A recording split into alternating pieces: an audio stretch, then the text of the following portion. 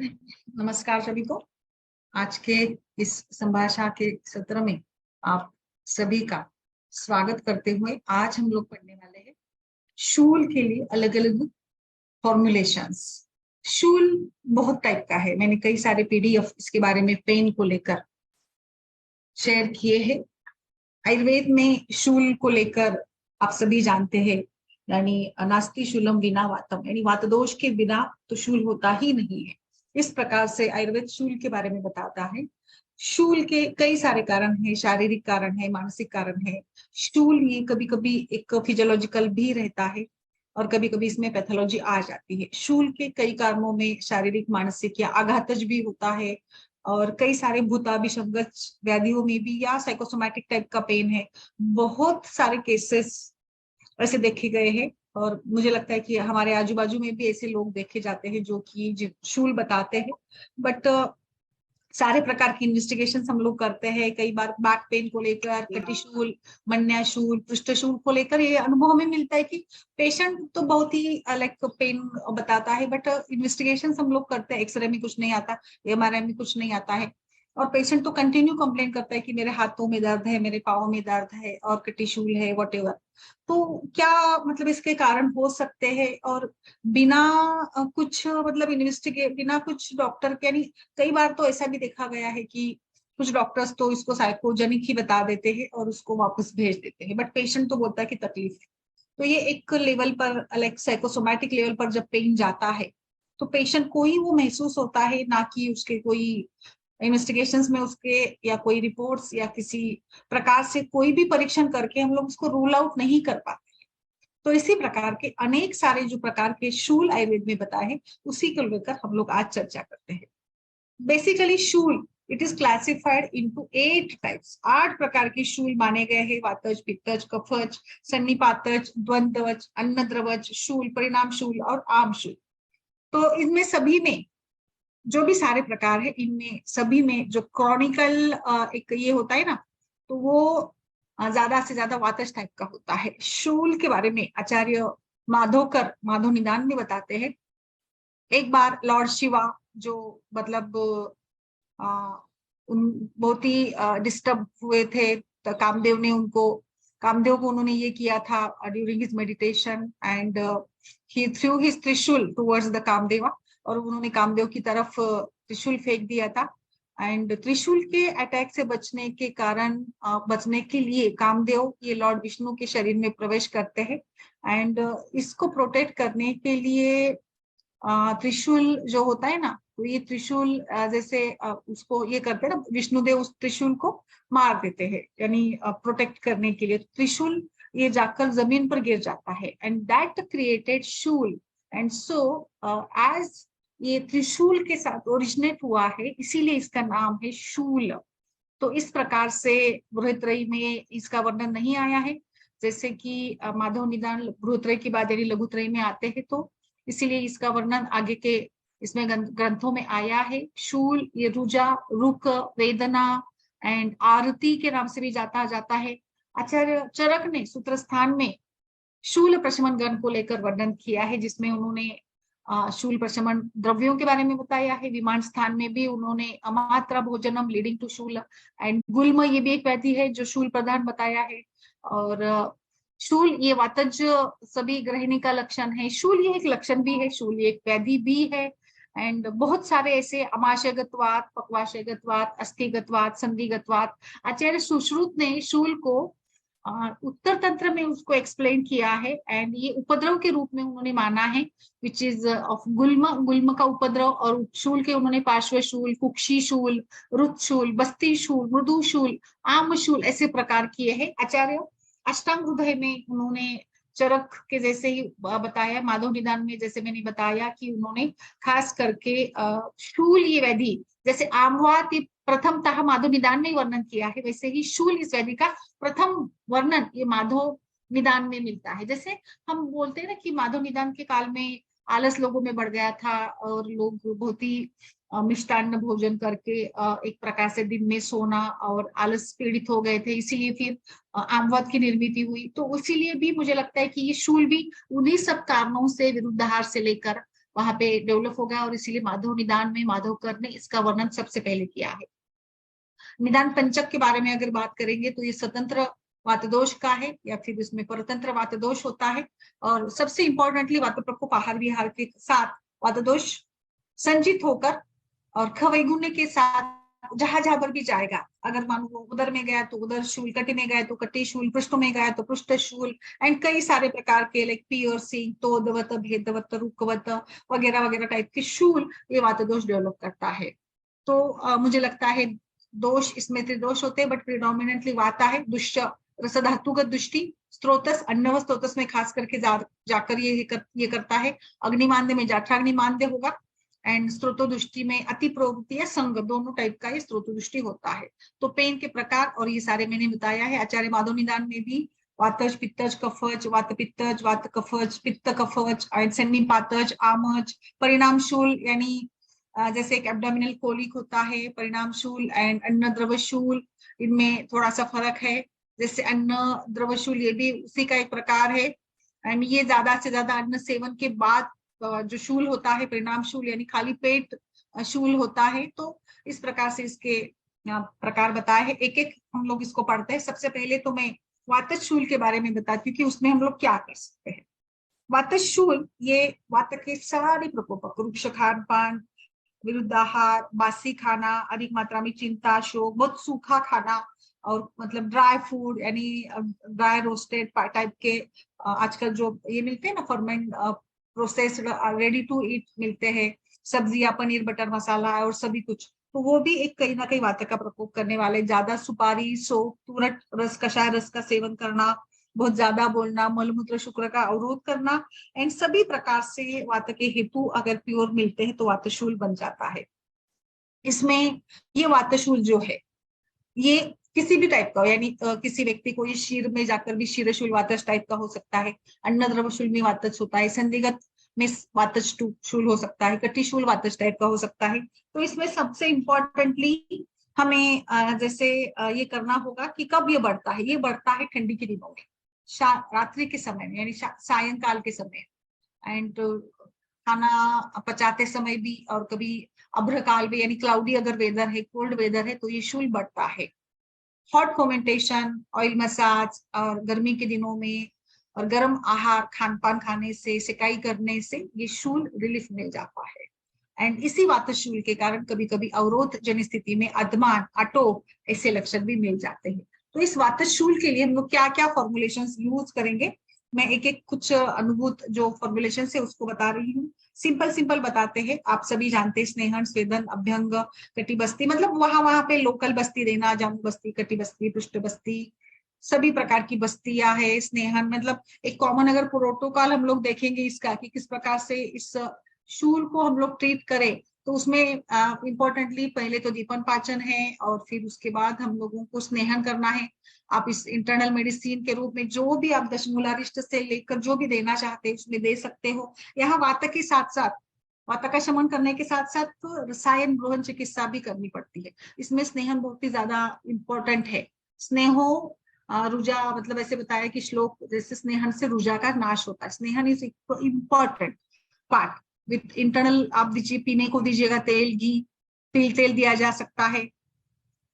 तिल तेल के साथ द्राक्षा का काढ़ा बनाकर दिया जा सकता है, एंड बहुत सारे ऐसे कॉमन है। तिल तेल में शुगर मिलाकर दिया जाता है, घी का सेवन। फिर आप एक्सटर्नल बाह्य स्नेहन के रूप में चंदन बला, महानारायण, महामाश, एंड सहेचर, विषगर्भ तेल, कई सारे, बहुत सेंधवादी तेल, बहुत सारे तेल है जो वात का शमन करने के लिए स्नेहन अभ्यंग के लिए यूज करते हैं। स्नेहन करने से केवल काम नहीं चलेगा, तो इसमें हमें सुडेशन यानी स्वेदन भी, फर्मेंटेशन भी करना पड़ेगा। तो खास करके कफज, और इसमें ये बहुत ही फर्मेंटेशन इंपॉर्टेंट रहता है, जो आप कई भी मतलब नाड़ी स्वेद से लेकर लोकल जो स्टीम देते हैं ना हम लोग, या फिर पेटी में बिठाना, वो सभी कुछ इसमें कर सकते हैं। इसके साथ साथ आप पिंड स्वेदम यानी कुछ जैसे चावल का आटा है, उड़द का आटा है, उसको पकाकर इसको कपड़े में लिपटाकर पोटली स्वेद के रूप में दे सकते हो। आयुर्वेदा क्लासिक में फर्मेंटेशन कई प्रकार से किया जा सकता है, जैसे पायस यानी खीर या चावल पकाकर उसके साथ घृत मिलाकर और ये दूध में पकाकर आप इसको भी कपड़े में लपेटकर पोटली रूप में स्वेदन करा सकते हो। देन क्रुशरा, जिसमें तिल, चावल और उड़द की दाल ऐसे भी आप मिलाकर उसको पकाकर उसके साथ आप भी दे सकते हो। पिंड स्वेदन, आप सभी जानते हो कि पिंड स्वेदन में गेहूं के आटे के साथ तेल डालकर उसको पकाकर वो किया जाता है। फिर कभी कभी मांस का भी प्रयोग किया जाता है जो ऑयल में पकाकर है। पिष्टि तो उत्कारिका है, जो उत्कारिका बनाकर उसका भी हम लोग स्वेदन के लिए उपयोग कर सकते हैं। एंड फिर उसके बाद आपको जैसे वालू का स्वेद है जो बहुत ही, वो भी आम जनित कंडीशन में अच्छा काम करेगा। सिंपली आप उड़द का दाल उसमें थोड़ा सा एरंड तेल डालकर अच्छे से पकाकर भी उसको सेमी सॉलिड बनाकर कपड़े में लपेट कर उसके साथ भी स्वेदन करते हैं तो भी काम चलता है। और फिर आप तिल का पेस्ट एंड एरंड कांजी, कांजी भी, कांजी के साथ ना उष्णोदक के साथ धारा परिषेक भी करना बहुत अच्छा पेन के लिए अच्छा ये करता है। लेप आप इसमें कर सकते हो, जैसे कि आप यहाँ पे मदन फल एंड कांजी इसका लेप बनाकर वहां पे अप्लाई कर सकते हो। कुछ लोग जहाँ सूजन कंडीशन होती है वहां पे दशांग लेप का भी प्रयोग किया जाता है। कुछ यहाँ पे आप राजिका, शिग्रू इसका भी बनाकर पेस्ट उसको अप्लाई कर सकते हो। फिर जैसे बिल्व है, बिल्व का आप रूट लेकर बिल्व के रूट में एरंड के पत्ते, तिल कूटकर और कांजी ये भी गर्म कराकर आप इसको भी ये दे सकते हैं, मतलब लेपन के रूप में इसको, या फिर लगाकर ऊपर से कपड़े से बांध देना, ये भी किया जा सकता है। ये जैसे ये सारा वातज के लिए ये ही सारा परिणाम है। इंटरनल मेडिसिन में तो कई सारे कल्प आपको मिलेंगे जो बहुत ही बेहतरीन तरीके से काम करते हैं। कटिशूल कई सारे प्रकार के हैं, जैसे सारे गूगल इसमें काम करेंगे सारे प्रकार की शूल के लिए, खास करके त्रिफला गुगुल, अमृता गुगुल, कैशोर गुगुल, आभा गुगुल, योगराज गुगुल एंड रासना गुगुल काम करेगा। पारिजातक वटी कटिशूल के लिए बहुत अच्छे से काम करती है, वो भी आप यहाँ पे दे सकते हो। एंड फिर काढ़े हैं, बहुत सारे काढ़े हैं हमारे पास, तो त्रिफला काढ़े से लेकर एरंड काढ़ा या दशमूल का काढ़ा है, एरंड सप्तक है, रासना सप्तक है, इसमें आप रसोन भी यूज कर सकते हो। फिर सारे जो जीवनी द्रव्य है इसका काढ़ा बनाकर यूज किया जा सकता है, जैसे बला, अश्वगंधा, पुनर्नवा, गोक्षूर, शुंठी, सब कुछ मिलाकर भी आप इसको यूज कर सकते हो। तो कितने, मतलब मुझे लगता है कि हमारे आयुर्वेद में शूल के लिए काफी मात्रा में ऑप्शंस है। जो भी टाइप का शूल होगा उसमें आपको स्नेहन, स्वेदन, वातज में खास करके इस प्रकार से एक्सटर्नल जो है वो तिल स्वेदन या बिलवादी का स्वेदन करवाना। बाकी फॉर्मुलेशंस में यूज करें आप, माउसरस यूज करें, कुलत्थादि कषाय यूज कर सकते हैं, कुलत्थादि सूप बनाकर, जो सेंधा, शुंठी, पिपली, ये मैं आगे ही वही बताने वाली हूँ। तो ज्यादा से ज्यादा खान पान में सेंधा लवण, शुंठी, शुंठी का सिंपल प्लेन काढ़ा, शुंठी गुड़, पिपली, मरीच, दाड़िम, कुलत, ये सारा सारा कुछ। बलादि कषाय बना सकते हैं, इसमें आप मतलब बला डालेंगे, फिर पुनर्नवा डालिएगा, एरंड मूल डालिएगा, बृहति डालिएगा, कंटकारी डालिएगा, गुक्षु डालिएगा, और ये हिंगू इसमें डालकर इसका भी आप दे सकते हो। ये रेडीमेड भी मिलते हैं बहुत सारे कषाय। नागरादि कषाय भी आपको रेडीमेड मिलेगा, वो भी काम अच्छा करता है। इंद्र योग का कषाय बना सकते हो, जिसमें इंद्र जो होता है ना, हिंग के साथ मिलाकर बनाया जाता है। दशमूल को, काढ़े को 10 ml, जैसे आपने 10 या 15 ml दशमूल काढ़ा बना दिया या रेडीमेडली ले लिया, तो उसमें आप एरंड तेल डालिएगा, जिसके साथ क्या होगा ना कि जो वायु की गति अवरुद्ध थी, क्योंकि ये संघ या अति प्रवृत्ति दोनों टाइप का बताया, तो संघ के लिए आप कैस्टर ऑयल डालते हो तो जहां पे भी अवरोध है वो अवरोध निकल जाए। दशमूल का कषाय और उसमें आप हिंगू मिलाकर एंड सोरवलचल जो साल्ट आता है वो मिलाकर दे सकते हो।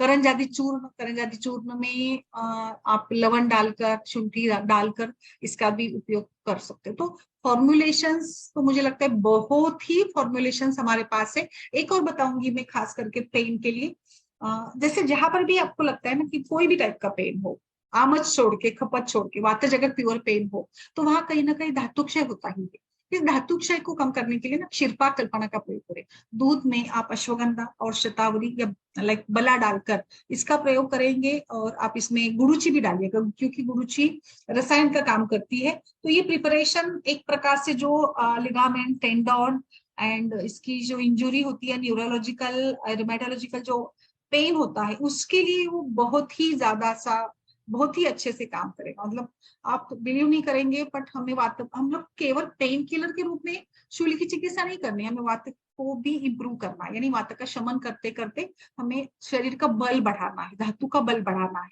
तो इसीलिए मेरे विचार से आप इसमें क्षीरपाक आदि कल्पना का और जो भी गृहणीय गण के द्रव्य है इसका प्रयोग जैसे भी संभव हो वो आप इसमें करते रहिएगा, वो जरूर इसमें आपको लाभदायी देने वाला है। तो मतलब पूरा देखिए, पेन के लिए आपको पूरा करना पड़ेगा सारा कुछ, इंटरनल मेडिसिन, लोकल एप्लीकेशन, और अगर जरूरत पड़ी तो बस्ती, मात्रा बस्ती से बहुत सिंपल तेल का मात्रा बस्ती देते हैं ना पेशेंट, जो लाइक ओल्ड एज के पेशेंट आते हैं कि पेट साफ नहीं हुआ, अदमा नाटक के कारण उधर शूल है, तो वहां पे आप मात्रा बस्ती भी देते हैं तो बहुत अच्छा। उनको एरन तेल भी पिला दिया, विरेचन हो गया, अनुलोमन हो गया, तो भी पेन नहीं होता है। तो वातज शूल के लिए तो हमारे पास बहुत सुंदर सुंदर ऑप्शन होते हैं। एक अभी आगे बढ़ते हैं हम लोग कि किस प्रकार से फॉर्मुलेशन यूज करेंगे। एक एक फॉर्मुलेशन में बता रही हूँ। शुंठी, लवण, सेंधा लवण, हींग, इनका बस ये तीनों तो घर में होती है। शुंठी, लवण, अगर काला नमक होगा तो बेस्ट रहेगा, काला नमक, शुंठी एंड हींग, इसका चूर्ण आप पानी के साथ दीजिएगा। अगर जरूरत है जैसे ग्रह या कुछ स्तंभ की स्थिति है अधिक मात्रा में, तो वहां पर इसमें आप थोड़ा सा एरंडी का तेल डालिएगा। इसमें एरंडी का तेल डालकर देते तो पेट का दर्द तो गायब हो जाएगा, कटी शूल भी गायब हो जाएगा, इतना सुंदर रिजल्ट मिलेगा। नेक्स्ट है गुड़ूची और मरीच, इनका चूर्ण, जो थोड़ा सा चेस्ट रीजन में पेन बताते हैं पेशेंट, वातज टाइप का है, उसमें ये बहुत अच्छा काम करेगा। नेक्स्ट है पेशेंट पेट दर्द और कटी शूल अगर ये करता है तो हम लोग नाभि के ऊपर भी लेप करा सकते हैं। आप जैसे हिंगू का, अजवाइन का लेप कर सकते हैं। इसमें थोड़ा सा इंप्रूवमेंट करके हिंग, तेल, खाने का तेल जो भी घर में, सेंधव, और आप इसमें गोमूत्र में इसको पकाए, क्योंकि गोमूत्र ही उष्ण गुण का है, तो गोमूत्र में डालकर इसको पकाकर अगर नाभि पर लेप करते हैं तो नाभि, छोटे बच्चे बहुत बार तकलीफ में होते हैं ना, उनको भी आप इस प्रकार से कर सकते हो। लेप लगाने से कोई प्रॉब्लम नहीं है, किसी भी एज ग्रुप में आप इसको लगा सकते हैं, बस वहां पे नाभि पे पाक या कुछ नहीं होना चाहिए। नेक्स्ट है जो सागर गोटा होता है ना, सागर गोटा को लेकर उसको थोड़ा सा भूनना है, और उसके अंदर का जो मगज बी होता है, बीज, उसको लेकर हींग, सेंधव और इसमें लहसुन डालकर उसको घी के साथ या गर्म पानी के साथ खाने को दीजिएगा, बेस्ट आपको रिजल्ट मिलेगा। शुंठी सभी प्रकार से वात का शमन करती है, शूल कम करती है, तो शुंठी का चूर्ण या शुंठी खान पान में बड़ा, शुंठी एंडमूल, इनका काढ़ा बनाकर इसमें सिंधव और हिंग मिलाकर दीजिएगा, त्वरित आपका वातशूल कम हो जाएगा। हिंग, केवल हिंग और एरंड तेल, इसको आप शुंठी का काढ़ा बनाकर, शुंठी का घोल पानी में पकाकर शुंठी को इसमें मिलाकर दीजिएगा। इसमें आपको शुंठी और हमने यहाँ पे एरंड तेल लिया है, तो पेशेंट को थोड़े से लूज मोशंस हो जाएंगे, बट लूज मोशंस होंगे 3-4 बार तो सारा वात दोष निकल जाएगा, जो भी दुष्ट दोष से निकल जाएंगे, और उसका पेन रिलीफ होगा। खास करके जो डाइजेस्टिव टाइप का पेन है, कॉन्स्टिपेशन के कारण पेन है, कॉन्स्टिपेशन भी कई बार कटी पृष्ठशूल का या थाई रीजन में पेन है या मसल क्रैम्प्स का कारण होता है। इसीलिए पेन में हमें अनुलोमन भी करना है। पेन के लिए केवल बस्ती नहीं देना है, तो अनुलोमन करिए पहले और बाद में बस्ती करिएगा। नेक्स्ट है सिंपल तूप यानी घी और गुड़, इसमें आप हिरडा चूर्ण डालकर दीजिएगा, ये भी पेन बहुत अच्छा काम करेगा। जब जैसे ओल्ड एज के पेशेंट होते हैं ना, उनको बहुत ही ऐसे लगता है कि मेरे पेट में कुछ गुल्म के जैसे लक्षण होते हैं ना, तो कुछ गांठ है जो सरक के छाती से पेट में आई है और पेट से नीचे गई है या नीचे से ऊपर आती है, और मुझे दिन में कभी भी ऐसे दर्द होता है, तो जैसे इसको आयुर्वेद में गुल्म नाम से जाना जाता है। तो इस गुल्म के लिए क्या करना है आपको, जो हल्दी का ये होता है ना, हल्दी का पाउडर लीजिएगा, एंड ये पिपली पिपली की पत्ते पत्ते लेना है हमें और इसका चूर्ण बनाना है। एंड ये जैसे धूमपान के लिए इसका प्रयोग करवाना है, तो धूमपान भी पेन का शमन करता है, मतलब पेन कम करता है। बट अभी आज के जमाने में धूमपान जैसे थोड़ा सा डिफिकल्ट होता है। अगर जिसके पास, वैद्य के पास वमन के पश्चात अगर कोई धूम यंत्र तो मिल जाता है, वैसे इजीली करते हैं, या फिर आपके घर में जैसे कोई ये होता है ना, हम लोग दिया वगैरह जलाते हैं, तो इस दिए में डालकर भी आप उसको थोड़ा सा धूमपान करवा सकते हो। इसके बाद गुल्म और इसी टाइप के जो पेन होते हैं ना, उसके लिए आपको कड़ू वृंदावन जो होता है उसको आपको मतलब ये करना है, छेद देना है, उसको भरना है। हम लोग उसमें क्या भरेंगे, जीरा भरेंगे, जीरा पाउडर और शुगर डालकर। और फिर ऊपर से उसमें थोड़ा सा जो हम गेहूं के आटा आटा का जो घोल होता है, यानी जो बनाते हैं ना, हम डो बनाते हैं, उस थोड़ा सा डो लेकर उसको अच्छे से ये करेंगे, कवर कर देंगे, लेपन करेंगे उसका। और उसको घर में आपके गोबर और ये जो होता है ना, उसमें आप थोड़ा सा भून कर या फिर तवे पर भी भून कर खाने को दीजिए। जैसे मैंने आपको ब्रदर के लिए बताया था ना कि केले में लाइक शुंठी और इलायची भरकर केला खाना है, वैसे ही यहाँ पे ये खाना है। नेक्स्ट इसमें मैं बताऊंगी, इसमें हिंगू एंड सब नींबू का रस, हिंगू नींबू का रस और जीरा पाउडर, ये इसमें मिलाकर पीजिएगा, छाछ में मिलाकर पीजिएगा। छाछ भी पेन कम करता है। छाछ में अगर आप जीरा एंड अजवाइन डालकर पीते हैं तो वो भी पेन कम करता है। सिंपल मीरपुर बोलते हैं ना, मतलब मरीच का पाउडर और नमक मिलाकर पानी के साथ पीने को दीजिएगा। इसमें दूसरा एक मैं लेपन बताती हूँ, जो पृथ्वीज महाभूत, जैसे वायु महाभूत अगर ये करना है तो वायु लघु वगैरह है, लघु वृक्ष गुण का है, तो उसके लिए हमें जल एंड थोड़ा गुरु गुण का प्रयोग करना है। तो गुरु महाभूत कौन सा है, पृथ्वी महाभूत है। तो पृथ्वी यानी मिट्टी, तो मिट्टी, काली मिट्टी को लीजिएगा और उसमें पानी डालकर उसमें अच्छे से उसको थोड़ा सा पका लेंगे हम लोग, और इसको कपड़े में लपेट कर इसके साथ आपको वहां पे सिकाई करनी है, वो भी कम करे। इवन दो आप कटी पर वगैरह मिट्टी का भी लेप लगाते हो, जैसे नेचुरोपैथी में लगाते हो, वो भी काम करता है इसमें। एक और सिंपल घर में जैसे बनाते हैं जो लौंग का प्रकार है, पादे लौंग, चिंचा, जीरक एंड मिरी, ये प्रत्येक हम लेंगे और इसका अच्छे से उसको मतलब पूरा अच्छे से मिक्स करके उसकी छोटी सी गोली बनाकर शहद के साथ खाने को देते हैं।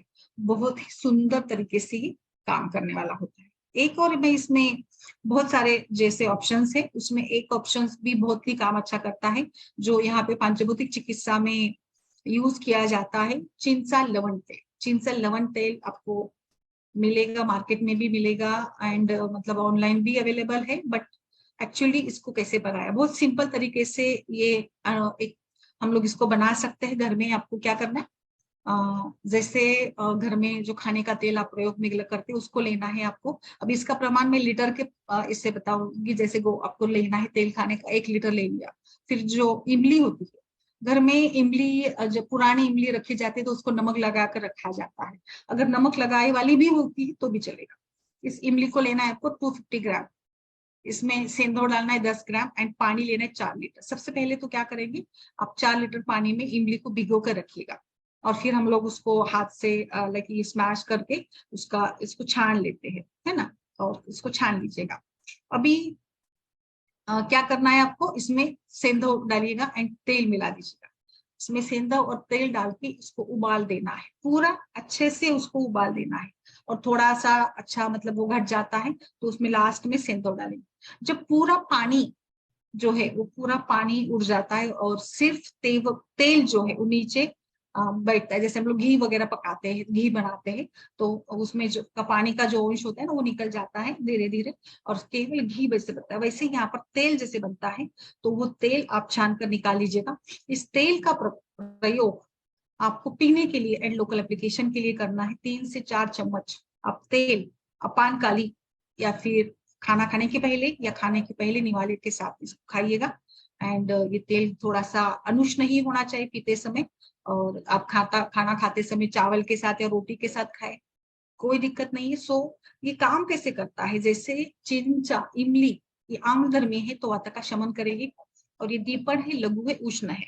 लवण बिल्कुल दीपन पाचन भेदन काम करता है, और तेल भी वाता का शमन एवं वाता का अनुलोमन करता है। और इसी प्रकार से ये एक बहुत ही सुंदर चिंचा लवण तेल जो है बहुत ही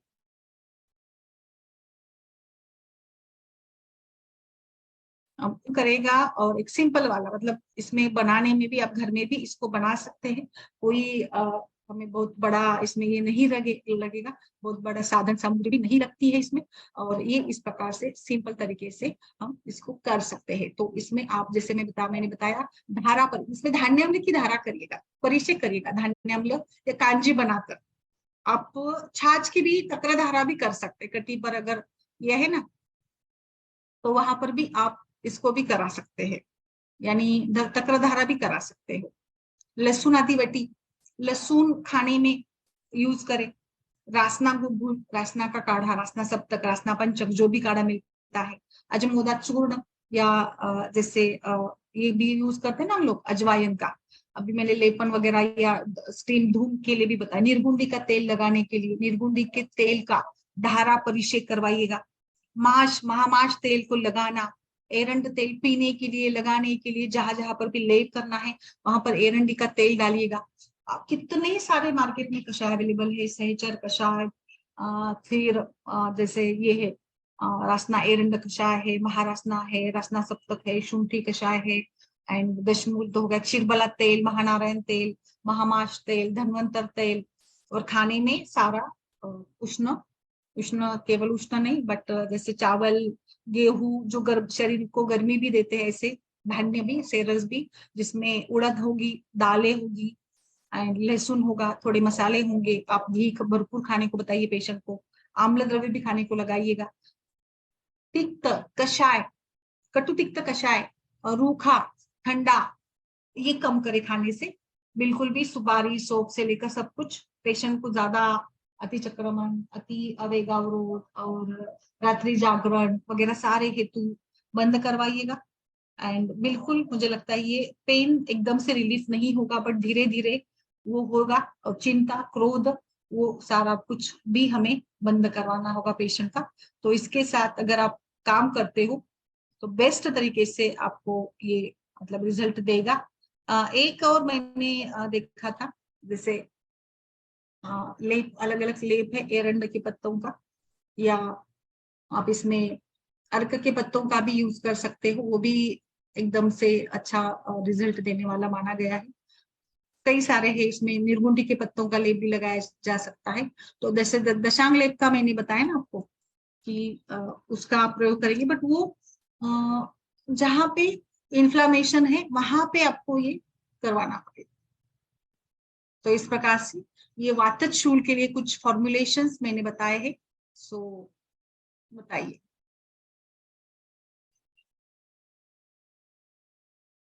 यस मैम।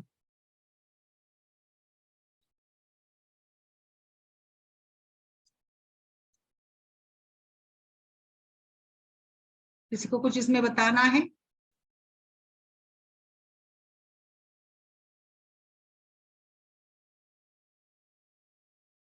यस माधुरी जी, डॉक्टर विकास सर, बहुत दिनों के बाद, बोलिए।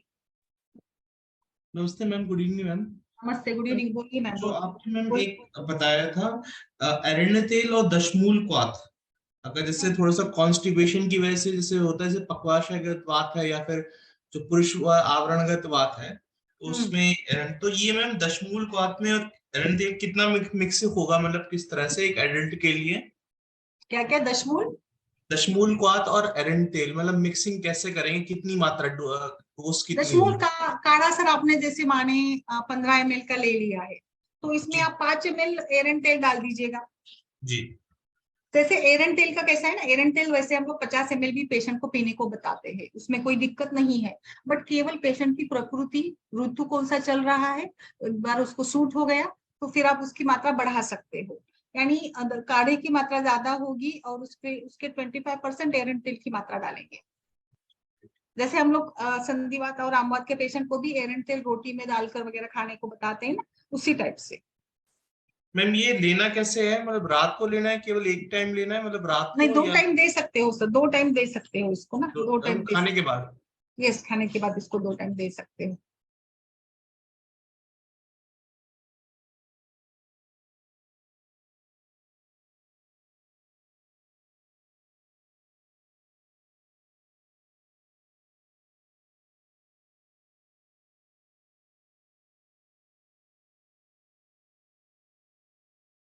यस, बताइए बताइए, बोलिए सर। मैम एक बार ये बताइए, दुष्टि कौन कौन सी थी? एक आपने बताया था रस, रस की दुष्टि पड़ती है, हाँ, रस की दृष्टि। और जो दूसरा जो आपने कुछ एक और बताया था, किसी और चीज की दृष्टि थी?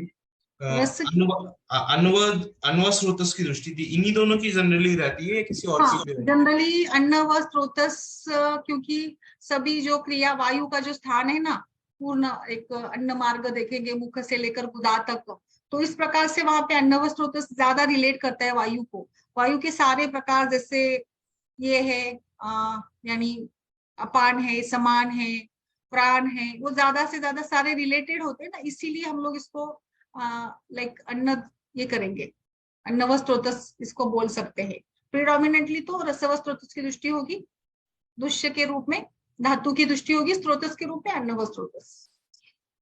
क्योंकि अन्न वायु, शरीर में वायु का उदीरन जो होता है ना, कटु अवस्था पाकने होता है, और जैसे रक्तमल पित्तः अन्नमल वायु हुई, इस प्रकार से वायु का उदीरन शरीर में होता है, अन्न के मलिन भाग से होता है, इसीलिए अन्न व स्रोतस इसमें दुष्ट होता है।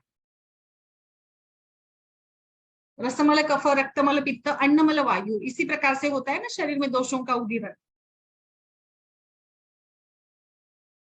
मैम जो आपने चिंचा लवण तेल बताया है, इसमें हम्म इमली जैसे हमें बाजार में तो ऊपर छिली हुई मिलती है, जैसे छिली हुई जैसे मिलती है, उसमें हम्म हम नमक डाल के कितनी देर पहले रखना है? मतलब नमक डाल के उसे कितनी देर तक पहले रखना है मिक्स करने से पहले पानी में? सर नमक, आप ना जैसे नमक अभी कैसा है ना, हम लोग यहाँ पे अगर जैसे खेती से वगैरह आती है ना इमली, या बड़ी मात्रा पर अगर इमली को लिया, तो इमली को सालों साल रखने के लिए उसमें नमक लगाया जाता है। वैसे ओके। नमक नहीं लगाया होगा तो भी चलेगा, बट नमक इसमें काम करता है, तो इसलिए ओके। रखने को बोला है हमने, इसको धोना नहीं, निकालना नहीं, क्योंकि नमक भी तो वात का शमन करता है ना। वायु के शूल के लिए नमक हम लोग ऑलरेडी सभी कल्पों में यूज कर रहे हैं, तो इसीलिए मैंने बताया कि वो रखे वैसे चिंचा लवण जो बनता है तेल, उसके लिए। मैम कुछ लोग जैसे दर्द होता है तो खट्टी चीजें मना कर देते हैं, जैसे नींबू है, तो उसमें वो छाछ भी मना कर देते हैं, इमली वगैरह या सर खटाई ऐसा मना एक्चुअली कर। नींबू ना आम्ल गुण के साथ ना वात का शमन भी करता है। अभी क्या है, जैसे संप्राप्ति क्या है वो देख कर ही करना पड़ेगा। आमज अगर है तो खट्टा नहीं देते, क्योंकि वो फिर विदग्धता बढ़ा देगा, आम अगर है उसमें तो। प्योर वात जनित है तो चलेगा खट्टा। ये छाछ का भी कैसा है ना, दही का छाछ को भी मना कर देते हैं, क्योंकि कहीं ना कहीं दही थोड़ा सा विदग्ध होता है इसीलिए। बट आप इसको लघु पतला वाला बना देते हैं तो वो वात का शमन करता है। जैसे कई सारी बीमारियां जो है, गृहिणी से लेकर गुल्म से लेकर, वहां पे आचार्य तक्रपान तक्र के ही ऊपर पेशेंट को रखते हैं, तो वो मुझे नहीं लगता कि ये होगा। उल्टा सभी प्रकार के जो अजीर्ण जनित जो शूल होते हैं उसमें छाछ बहुत अच्छा काम करता है। छाछ में आप प्रक्षेप के रूप में कुछ ऐसे डालकर, हींग है, अजवायन है, जीरा पाउडर है, वो डाल देंगे तो वो पेन कम ही करेगा। मैम अगर प्योर वातज है और आम नहीं है, तो हम्म इमली अगर किसी को खाना पसंद है तो वो इमली उसे नुकसान करेगी या फिर फायदा करेगी? नहीं खा सकते सर, इमली में गुड़ डालकर खाइएगा, इमली गुड़ नमक अच्छा रहेगा। इवन दो अरुचि अजीर्ण में भी वो काम करती है इमली। आप जो मार्केट में हवामान हरा या जो इस टाइप के आते हैं ना, पुदीन हरा, जी। तो वो भी खट्टी होती है ना कहीं थोड़ा सा खट्टापन ऐसी चीजों में होता है। जी। ओके, तो मुझे लगता है कि इसमें वो खाना चाहिए। चिंचा, जो मैंने बताया ना चिंचा लवण तेल, वो बहुत ही इंपॉर्टेंट काम करेगा, बहुत इंपॉर्टेंट काम करेगा।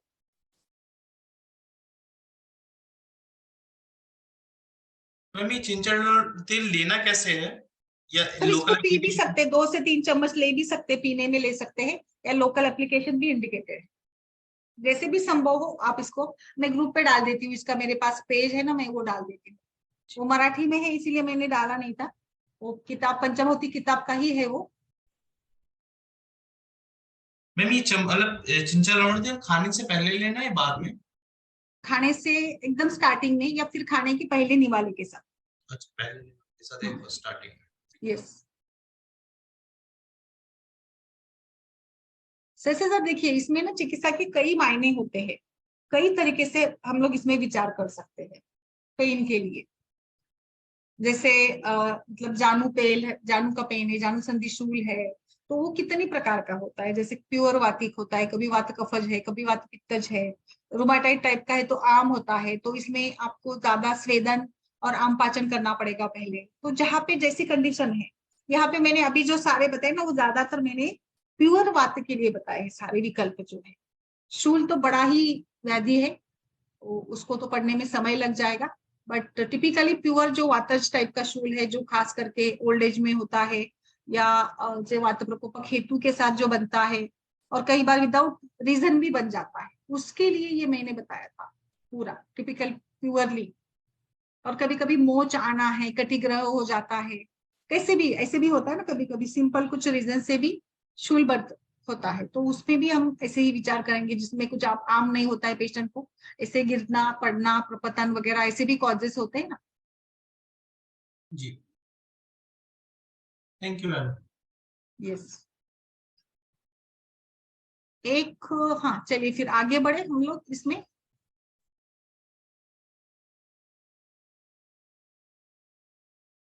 आगे का पढ़े इसमें, जैसे अभी मैंने केवल आपको इसका ही बताया था, यस मैम, वात, हाँ वातज का ही बताया, तो आगे बढ़ते पित्त शूल में।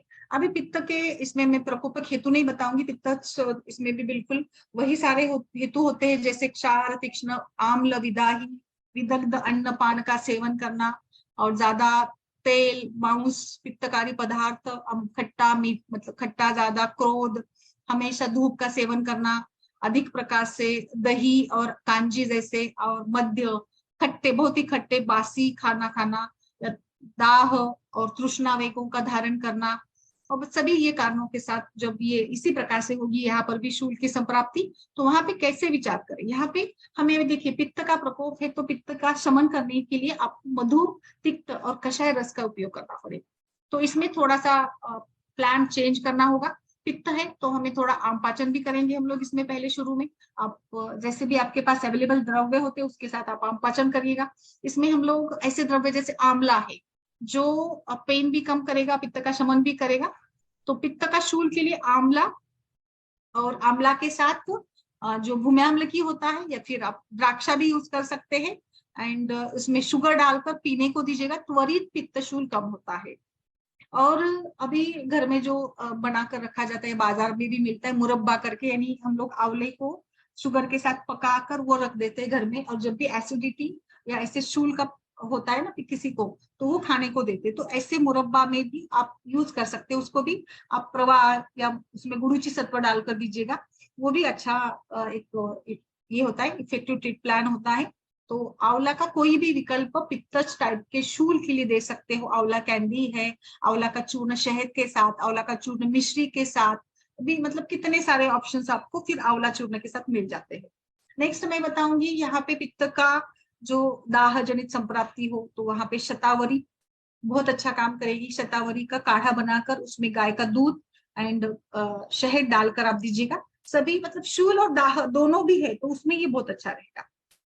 फिर उसको एक और बताती हूँ, बहुत सिंपल है। जो खजूर होते हैं ना, तो खजूर के अंदर का जो मगज होता है, बीज होता है, उसको सुखा लीजिएगा और उसका पाउडर बनाकर आप इसको गर्म पानी के साथ पीने को दीजिएगा या खाने को दीजिएगा, बेस्ट काम करेगा। नेक्स्ट है दाड़िम का प्रयोग। दाड़िम अवलेह, दाड़िमाष्टक चूर्ण गृहिणी जनित पेन के लिए, अन्न द्रव शूल के लिए बहुत अच्छा काम करता है। फिर आंवला, मुनक्का एंड जो कुष्मांड आता है उसको एक साथ मिला लीजिएगा और ये शहद के साथ दीजिएगा। नेक्स्ट विकल्प है धनिया, शुंठी एंड मुस्ता। इनका चूर्ण बनाकर समान मात्रा में लेना है ये, उसका चूर्ण आपको शुगर के साथ देना। तो देखिए इसमें ज्यादातर जो अनुपान आ रहा है ना, एक तो शहद या मिश्री या शुगर ऐसे आ रहा है, तो मधुर रस ये पित्त का शमन करता है। इसके साथ साथ सिंपल त्रिफला चूर्ण, ज्येष्ठमध, ये भी शहद के साथ दे सकते हो। नेक्स्ट है ज्येष्ठमध यानी यष्टि मधु, उसका काढ़ा बनाकर एरंड तेल के साथ दीजिएगा। पित्तशूल भी और गुल्म भी अगर है तो वो भी कम हो जाएगा। तो पित्तशूल के लिए हमारे पास थोड़े से शीत मधुर द्रव्य होने चाहिए, जैसे इसमें आप दे सकते हो शतावरी आदि काढ़ा, जिसमें शतावरी है, यष्टि मधु है, बला है एंड आई थिंक गोक्षुर भी है, बहुत सारे ऐसे थोड़े से गुड़ भी है इसमें, ये गुड़ के साथ और शहद के साथ मिलाकर आपको देना है। पित्तजनित शूल के लिए त्रिफला एंड अरगवत, जैसे अरगवत ये थोड़ा अनुलोमन भी करता है, वो आप दे सकते हो, यानी खेड़ा बेहड़ा आंवला एंड अरगवत मिलाकर, क्यों इसमें आप शुगर या शहद के साथ दीजिएगा। केवल शतावरी का रस सवेरे शहद के साथ अर्ली मॉर्निंग दीजिएगा। पेशेंट को दिन भर पित्तशूल नहीं होगा। केवल आम्लकी का स्वरस मिश्री के साथ सवेरे उठने के बाद दीजिएगा, एम्प्टी स्टमक दीजिएगा, पेशेंट को शूल कम हो जाएगा। यानी जैसे मुझे लगता है कि ये सूर्य के संताप के साथ पित्त का प्रकोप बढ़ता है, इसीलिए सवेरे मॉर्निंग में ही अगर हम लोग उसके लिए कुछ चिकित्सा कर देते हैं तो और ज्यादा अच्छी रिजल्ट मिलते हैं। इसीलिए शायद दोनों विकल्प जो बताए थे अर्ली मॉर्निंग, तो सवेरे उठने के बाद ही इसको दिया जाए तो मुझे लगता है इसमें ज्यादा आराम मिलता है। इसीलिए शास्त्र में इसी प्रकार से विवेचन उसके बारे में आया है। तो पित्तज टाइप के शूल में आप अनुपान रखिएगा, मधुर रस वाला कोई भी अनुपान इसमें काम करेगा, तो वो आप इसमें रखें।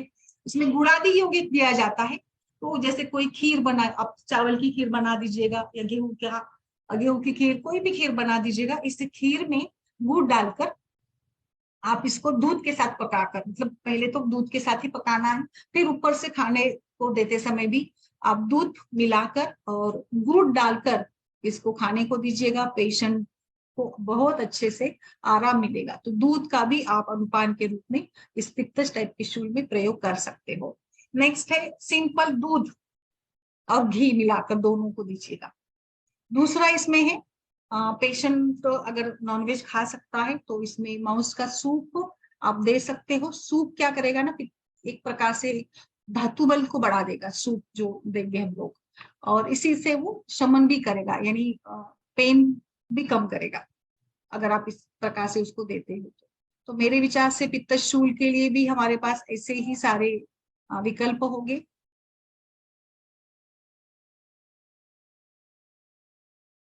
यस, और इसमें कुछ ऐड करवाना है पित्त शूल के लिए तो बताइए। आमलकी का अच्छा विकल्प रहेगा, आमलकी के सारे इसमें, बाकी तो सारे धारा परिषेक वो तो आप लोकल एप्लीकेशन तो सेम ही रहेंगे, वो आप वातज में भी कर सकते हो, पित्तज में भी उसी टाइप का कर सकते हो, लोकल एप्लीकेशन जो होगे वो। बस थोड़ा ठंडा, कोल्ड कॉम्प्रेशन, कोल्ड एक्सपोजर, मधुर रस वो देना है हमें इसमें ज्यादा। एग्रीवेटिंग फैक्टर्स इसमें धूप काल रहेगा, धूप के समय में या जैसे डाइजेशन के समय में भी ये पेन बढ़ता है, एंड शीत काल में ये पेन कम हो जाएगा, एंड मधुर रस का सेवन करने से ये कम हो जाएगा। यस, इसमें कुछ बताना है सर आपको? प्रणाम मैम। मैम एक तो आपने ये बोला दाढ़ी मस्टक छोड़ कुष्मांड अवले, और एक कुछ आपने कॉम्बिनेशन बताया था, एक ये एक बार फिर से बता दीजिए। दाढ़ी दाढ़ी मस्टक मास्टर। चूर्ण हम्म। और कुष्मांड अवले, और इसमें एक या दो चीज और बताई थी। हाँ, दाढ़ी मास्टक नहीं, मैंने आंवला बताया था, आंवला, मुनक्का और कुष्मांड को मिलाकर देना है। आंवला, मुनक्का एंड कुष्मांड को मिलाकर। मैम ये कितना, मतलब मिक्सिंग कितना रहेगा, किस जैसे देखो अभी अगर आपने आंवला का चूर्ण 1 चम्मच ले लिया तो उसमें जैसे अगर आप ऐसे मुनक्के कैसे लेते हो, भिगो वाले लेते हैं, तो उसको स्मैश करके वो एवरेजली वो भी 1 चम्मच बन जाए, या फिर उसको आप मिक्सर से ये करके लीजिएगा। एंड कुष्मांड का भी चूर्ण जो आएगा वो भी आप एक साथ ऐसे समान मात्रा में ही देना है, इसे एक साथ ही कूटना है, इसको एक साथ ही खल करके देना है। मैम देने के टाइमिंग्स कब रहेंगे ये? सर ये दिन में 2 बार दीजिएगा, खाना खाने के बाद दीजिए, दिन में 2 बार खाना खाने के बाद। मैम एक क्वेश्चन और है, मान लीजिए आजकल जैसे प्रॉब्लम ज्यादा आ रही है, तो कई बार क्या होता है, पेशेंट्स मधुमेह के साथ होते हैं या फिर ये प्री डायबिटिक होते हैं, या फिर उनमें आजकल बहुत चला कि शुगर कम कम खाए, तो वो क्या करते हैं, मान लो अगर डायबिटिक नहीं भी है तो भी वो शहद या फिर इसका मिश्री या चीनी का जो है वो लेना कम पसंद करते हैं। तो उस केस में हम इस शहद के अलावा या मिश्री के अलावा अनुपान क्या रखें? आप जैसे इसमें शतावरी काढ़ा गुड़ है रख सकते हो, जहां पर संभव होगा वहां पे आप दूध भी दे सकते हो, गुड़ दे सकते हो। मेरे विचार से गुड़ ज्यादा ठीक रहेगा इसमें, जहाँ पेशेंट मना कर देते हैं ना वहां पर। मैम अगर मान लीजिए। या फिर हाँ। जैसे मतलब उसका कुछ विरुद्ध परिणाम ना हो, इसी प्रकार से कुछ सोचना पड़ेगा। जैसे कहीं पे अगर हम लोग अभी इसमें गुलकंद वगैरह भी दिया जा सकता है, बट वो वही बात आती है ना कि शुगर जाती है, बिना शुगर के तो थोड़ा समस्या होती है देना। तो फिर गर्म पानी ही ठीक रहेगा, अगर ऐसा है तो गर्म पानी के साथ ही देंगे ठीक रहेगा मेरे विचार से। ठीक है। मैम एक चीज और थी, अगर पेशेंट को जैसे सिर में उसको पित्तशूल हो रहा है और नीचे कटी या फिर पेट में या फिर वंशन एरिया में जो है उसे वातशूल हो रहा है, तो हम इसे कैसे ट्रीट करेंगे? सर इसको हमें वात पित्तज मानकर ट्रीट करना पड़ेगा। इसमें सारा कुछ करेंगे हम लोग, बस जैसे अभी वात और पित्त दोनों के लिए तो मधुर रस भी चल जाता है, केवल अभी तिक्त रस की बात आती है, तो वो तिक्त रस तो वात को नहीं चलेगा, पित्त को चल जाता है, बट यहाँ पे मधुर गुण के साथ अगर काम करे तो ठीक रहेगा। इसमें आप स्नेहन तो कॉमन रहेगा, स्वेदन ज्यादा नहीं देंगे, स्वेदन से पित्त का थोड़ा सा प्रॉब्लम हो सकता है, तो स्नेहन तो दोनों के लिए भी ठीक रहेगा। तो वहां पे बाकी सारे तो चल जाएंगे, ज्यादा कुछ इसमें मुझे नहीं लगता बदलाव लाने की जरूरत है। तो इसमें आप विरेचन कर देंगे तो वात पित्त जनित पेन दोनों कम हो जाएंगे, विरेचन काम करेगा दोनों के लिए। मैम वात पित्तज में विरेचन किससे कराना चाहिए? महातिक्त तो नहीं चलेगा ना? महातिक्त। अभिपत्ति कर दीजिएगा। मैम अगर इससे स्ट्रॉन्ग चाहिए तो त्रिवित चलेगा क्या? तीव्रत अवलेह चलेगा ना, तीव्रत अवलेह दे, अरगवत भी दे सकते हो, एरंटेल भी चलता है सर, एरंटेल भी पेन भी कम करेगा। ऐसा कुछ नहीं है, बस केवल कैसा है ना, पित्त पित्त साथ में है तो कभी कभी पेशेंट को ज्यादा भी मोशंस ना हो जाए, इसके लिए भी सावधानी देखना पड़ेगा, वो देखकर दे सकते हैं आप। Thank you ma'am. ठीक है,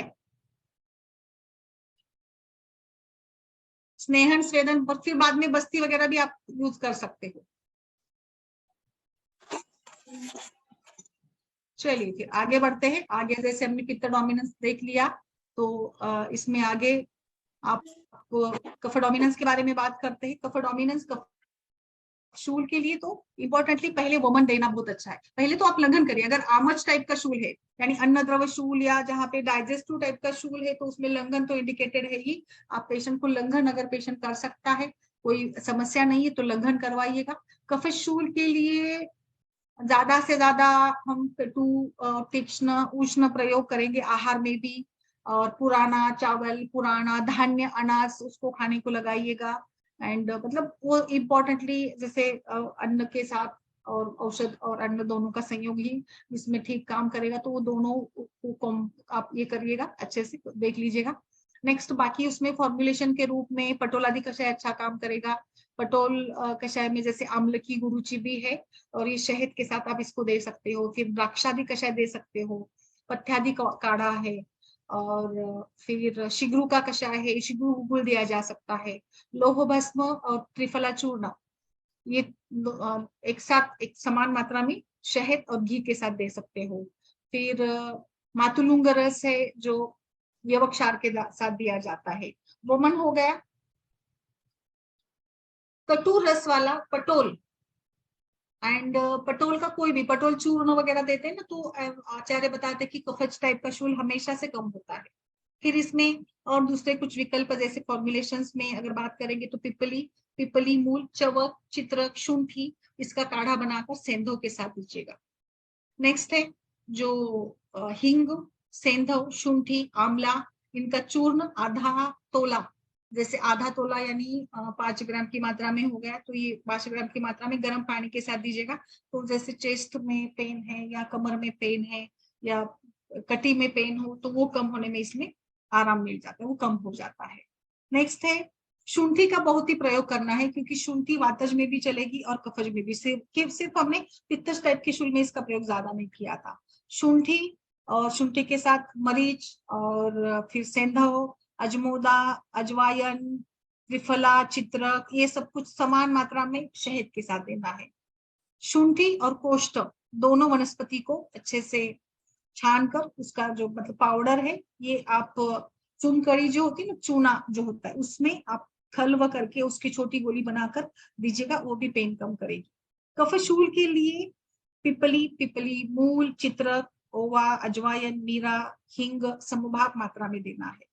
खिरडा हिंगू इंद्रजो इसका प्रयोग है।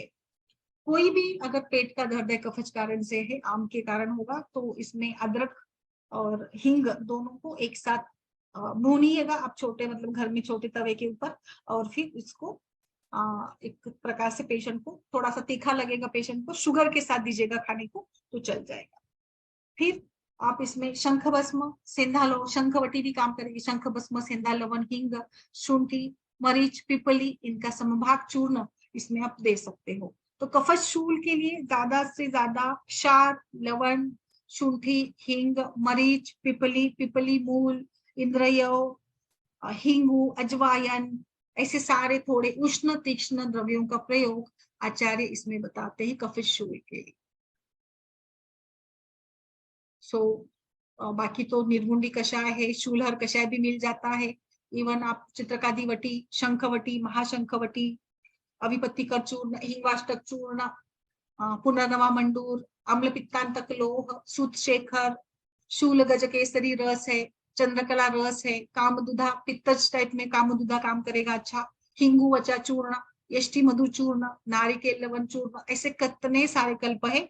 बट जैसे मैंने बताया कि जहाँ पे जो आपको दोष लगे, जैसे अल्सर, व्रण, पित्तजनित हो तो यहाँ पे यष्टि मधु यूज करे, कफजनित हो तो पटोल यूज करे, शतावरी अम्ल की पित्तजनित में यूज करे, लोह, क्षार, शंख, शुक्ति, नारिकेल ये कफजनित में यूज करे। बहुत सारे जैसे कषाय भी है, काढ़े है, शूलहर कषाय है जो कषाय प्रकरण में ज्यादा से ज्यादा दिया है। एरंडादि कषाय वातज में काम करेगा, बैक पेन में और फ्लैंक पेन में वगैरह काम करेगा। फिर जैसे निर्गुंडी का कषाय भी बहुत टाइप, सारे प्रकार की कोलिक पेन के लिए निर्गुंडी कषाय काम करेगा। एरंड कषाय जैसे अभी मैंने उसका बताया था। शतावरी कषाय जो पित्तजनित शूल है उसमें शतावरी कषाय अच्छे से अच्छा काम करेगा, कोलिक पेन में भी काम करेगा। बिल्व कषाय होता है वो भी आपको थोड़े गुल्म जनित जो है, उदावर्त गुल्म जनित जो है उसमें काम करेगा। धन्य बलकादि कषाय जो है ये कोलिक एंड डायरिया जनित इसमें काम करेगा। तो कषाय तो बहुत सारे हैं, कई सारे जो कल्प भी है इसमें। आप आम पाचन करने के लिए वैश्वानर चूर, आमशूल के लिए वैश्वानर चूर या अग्नितुंडी रस है और सेतुबंध मंत्रा है, बहुत सारे हैं। शूलारी चूर्ण है, मोदक चूर्ण है, कुकुट रसायन है, गुड़ शतावरी आपको मिल जाता है मार्केट में। कितने सारे, मुझे लगता है कल्पों की लिस्ट तो लंबी है, बहुत सारा। ऐसे करके हम लोग आज हमने वातज, पित्तज और कफज शूल को देखा। कल के इसमें और आगे की शूलों के ऊपर हम लोग विचार करेंगे, ठीक है। मैम अजमोदादी चूर्ण जो है वो किस प्रकृति में ज्यादा फायदा करता है, वातज में, पित्तज में, कफज में, किस में ज्यादा फायदा वात और करता कफज में सर, वात और कफज में। है? वात और कफज में, पित्तज में उतना अच्छा नहीं, उतना अच्छा नहीं। थोड़ा सा उष्ण है ना अजवाइन, इसीलिए। जी, yes thank you ma'am. Yes. Doctor Hemlata ji, doctor Chittaranjan ji, doctor Rai, बोलिए। मैम नमस्ते, कैसी है? मैम चालू किया ठीक है जी मेडिसिन मैम। चालू किए? जी मैम चालू किए हैं। कैसा लग रहा है? ठीक है मैम, टहल नहीं पा रहे। नहीं, थोड़ा उद्वर्तन करिएगा डेली ना, आपको फ्रेश लगेगा, हल्का हल्का लगेगा। लग रहा है मैम। बोले लग मैम रहा है ना? जी मैम लग रहा है। Be positive. बोल रहे हैं मैम कि जो टॉर्च वाला जो पेशेंट है, टॉर्च पॉजिटिव जिसका है, उसका 15 डेज हो गया, तो उसको 1 मंथ के लिए दवा बता दीजिए। वो गोरखपुर से आती है, दूर से। अच्छा, तो अभी कैसा लग रहा है उनको? ठीक लग रहा है? क्या क्या चल रहा है एक बार बताइए मुझे, क्या क्या चल रहा है? मैम टॉर्चनिल गोली टैबलेट है, चंद्रप्रभा वटी है, नीम टॉर्चनिल कंटिन्यू करें, 3 महीने टॉर्चनिल चलेगी। जी मैम कंटिन्यू है वो। हाँ, चंद्रप्रभा और 15 दिन दीजिएगा, 1 महीना। हाँ, और बताइए। आरोग्यवर्धनी है, वो भी और 15 दिन दीजिएगा। अच्छा। उसके बाद से नीम वटी दिए है मैम, मुंह में छाला पड़ जा रहा है उसके लिए। कौन सी कौन सी? नीम वटी, नीम अच्छा, वो कम वटी। हुआ क्या? मुंह के छाले कम हुए क्या? मैम अब बोलेंगे, कल आएंगे तो बताएंगे, कुछ कम लग रहा है। ठीक है, एक और हम लोग इसमें कर सकते हैं ना, कृमिघ्न चिकित्सा। कृमिघ्न चिकित्सा करते हैं थोड़ा सा ना, टॉर्च में कृमिघ्न चिकित्सा भी इम्पोर्टेंट है। कृमिघ्न चिकित्सा करते हैं। कृमि कुठार रस दीजिएगा 2 बीड़ी 5 दिन के लिए पेशेंट को। कौन रस में मैम? कृमि कुठार रस। अच्छा, ये कितना देंगे? 2 गोली दीजिएगा, 2 टाइम। कितना दिन इसको देंगे मैम? 5 दिन दीजिएगा बस। बस यस, ठीक, 5 दिन। ओके, ठीक है जी मैम। ठीक है, ठीक है, चलिए फिर रुके आज के लिए।